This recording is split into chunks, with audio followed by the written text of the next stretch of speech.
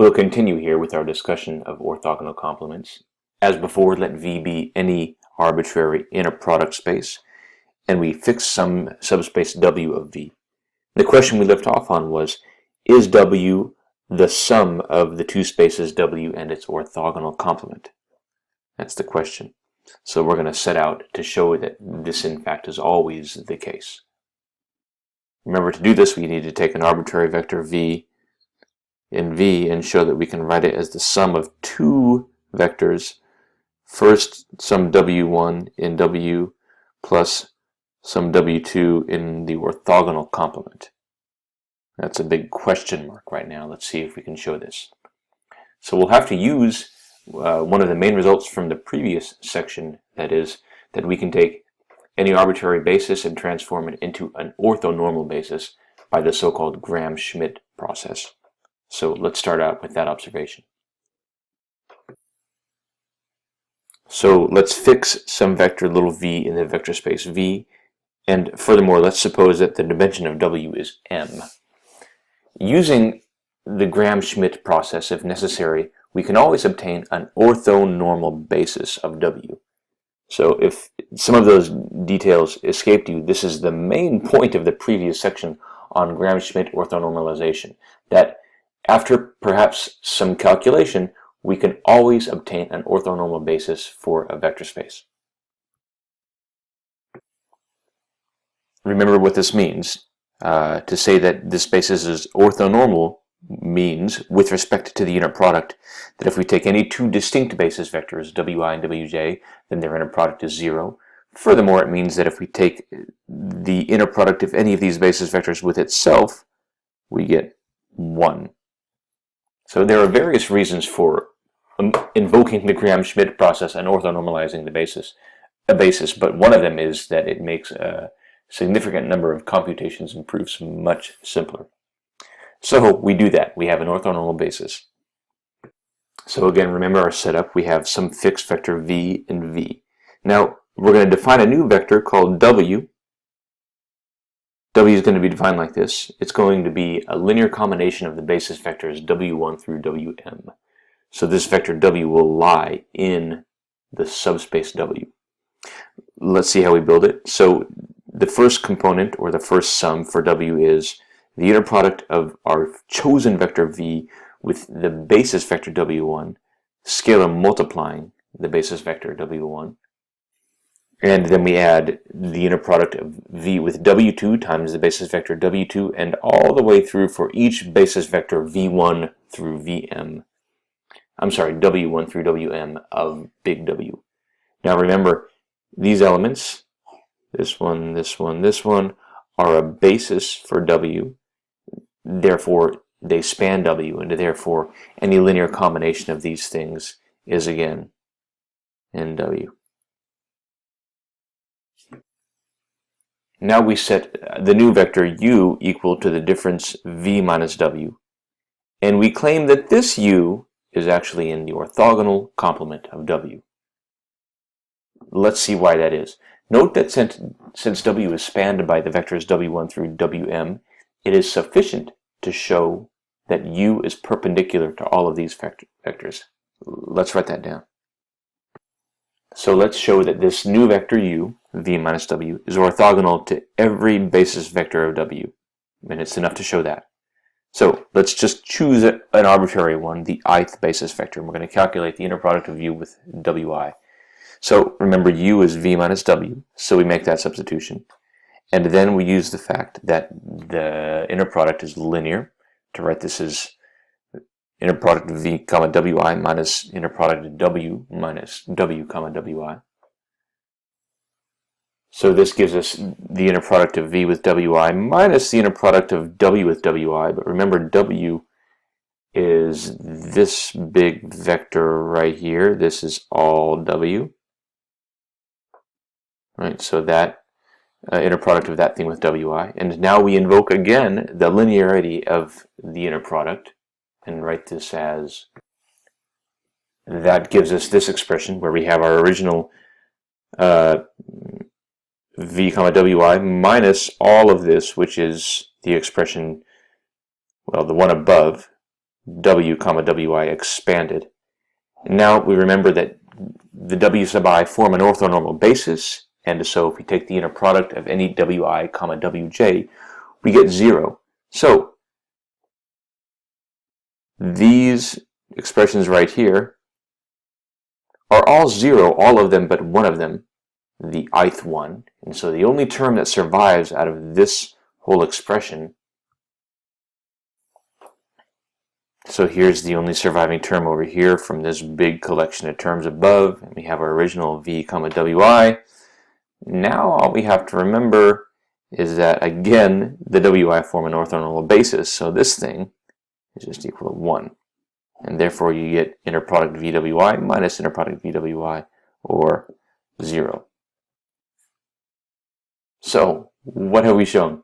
Here's what we've shown. The vector v minus w, which we labeled u, is in fact in the orthogonal complement of w. And now the point of all this is that we can write the vector v as a sum w plus v minus w. I mean, this equality is trivial. You just have to check it. Go ahead and simplify the right-hand side, and the w and the minus w cancel out, and you're just left with v. Great. But what's interesting about this, the vector w, as we defined it, comes from the subspace w. And as we just showed above, this vector v minus w, in fact, is in the orthogonal complement of w. So we've shown that we can take an arbitrary vector v in v and write it as the sum of two things, one in w and one in the orthogonal complement of w. And we write that as a theorem. Here's the theorem. Let V be an inner product space with any finite dimensional subspace W. Then V is always the direct sum of W and its orthogonal complement.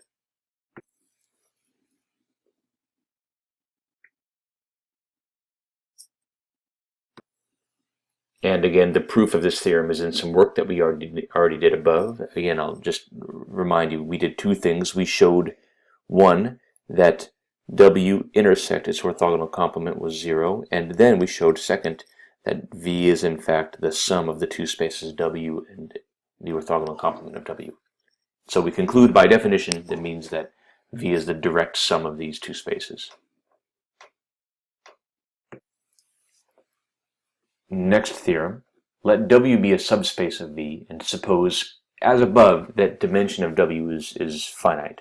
So V may be an infinite dimensional vector space, but here for this theorem, for the previous one, we're choosing finite dimensional subspaces. Then we can show that the operation of taking the orthogonal complement and then doing it again is essentially the same as not doing anything at all. That is, the orthogonal complement of the orthogonal complement of W is W again. The proof of this theorem follows the definitions and again uses the linearity of the inner product. So I'll refer you to the textbook for the proof, and we won't demonstrate it here. Because of this theorem, because of this nature of taking orthogonal complements, when we construct or when we find W and its orthogonal complement, we can just say either one is the orthogonal complement of the other. This thing is the orthogonal complement of W, and W is the orthogonal complement of this thing. Before we go any further with any more theory, we'll take a break for a moment and do one concrete example. In this example, let W be the span of the two vectors 1, 2, negative 1, and a negative 1, 3, 2. So this is evidently a subspace of R3. Let's see if we can find a basis for the orthogonal complement of W. So here's how we can go about finding this basis. Let's take an arbitrary element RST in the basis of, let's see how we can go about finding this orthogonal complement. Let's take an arbitrary vector in the orthogonal complement. We'll give it components R, S, and T. And we note that RST is in the orthogonal complement if and only if its dot product with either of these vectors is 0. But remember, we had a nice way of writing a dot product as a product of matrices, at least when the inner product was the dot product. So that just translates to this equation and this equation. So we can write both of these equations in one fell swoop using, again, a matrix which is just a little bigger. And here's the matrix equation. To obtain, for example, the first element over here, we would take the first row and dot product that with the first column. And similarly for the second coordinate. So that's what we have. We can write this in even more abbreviated augmented matrix form as this matrix here. And again, we have to find all vectors RST which satisfy this equation, equivalently this equation. But we've done this problem many times before. We're just finding the null space of this matrix. That's it, except we now call it finding a basis for the orthogonal complement of W. So if we do that, what do we get? So this thing reduces to row echelon form, forgive me, pretty quickly to this matrix, and then we see we have what? Two pivot columns, so we have one free variable corresponding to this column, and we can write our general solution. So the solution space will be one-dimensional. We find it by explicitly finding or solving for RS and T, be it RST equals some arbitrary scalar multiple of the vector 3, -1/5, and 1. Sorry, I made a numerical error there. It corrected. We have the following expression for RST. Any scalar multiple of the vector 7/5, -1/5, and 1. So the orthogonal complement of W in this case is the span of this single vector. Okay, so that's the end of the algebraic calculation. Just to emphasize some of the geometry here, the original subspace W was given as the span of two vectors in R3. And so W is the plane spanned by these two vectors. And then we just found the orthogonal complement, which is the one-dimensional subspace, which is orthogonal or perpendicular to this plane.